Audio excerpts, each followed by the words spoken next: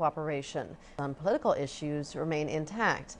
Putin was welcomed to the new Turkish presidential palace by his counterpart Recep Tayyip Erdogan in Ankara on Monday.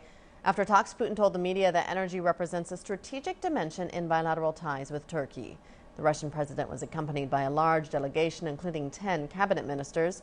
They attended the intergovernmental conference called the High-Level Cooperation Council, which was set up in 2010. Earlier, our correspondent Natalie Carney told us more about the two leaders' talks.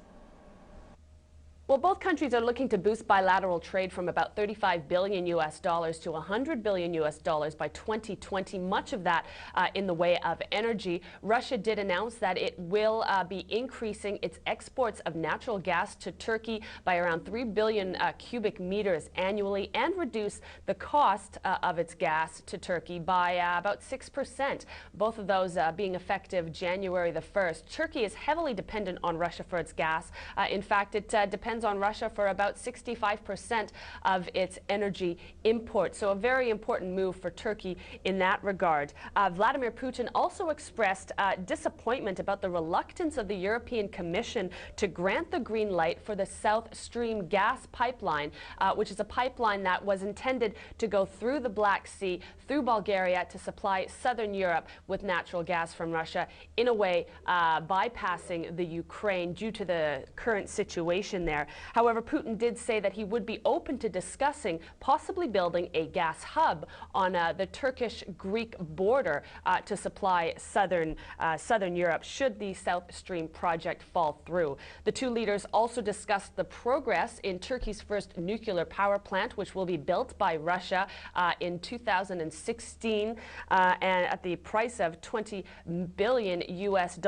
They were also given the green light by Turkey's Ministry of Environment and Urban Planning. The two also agreed to develop tourism, culture, and science between the two countries. As far as the regional differences the two leaders hold, everyone was hoping to be a fly on the wall to see how this played out in their talks. Of course, as we know, Turkey and Syria are adamantly on polar ends of the spectrum in regards to Syria. Turkey has long been lambasting the Syrian president Bashar al-Assad for his moves, and to the extent of also saying that it's Putin's policies, who has long supported Assad, for the continued violence that we've been seeing in Syria that's led to the death of over 200,000 people. However, this topic didn't seem to taint the talks about boosting bilateral trade. Erdogan did say that the two did agree that they could not agree on this particular issue and on a way to resolve the issue.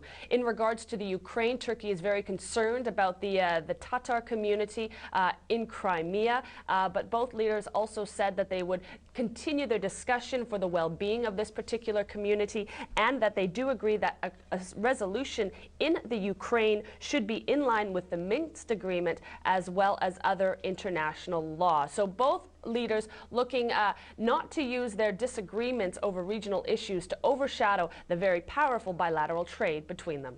Natalie Carney for CCTV in Istanbul, Turkey.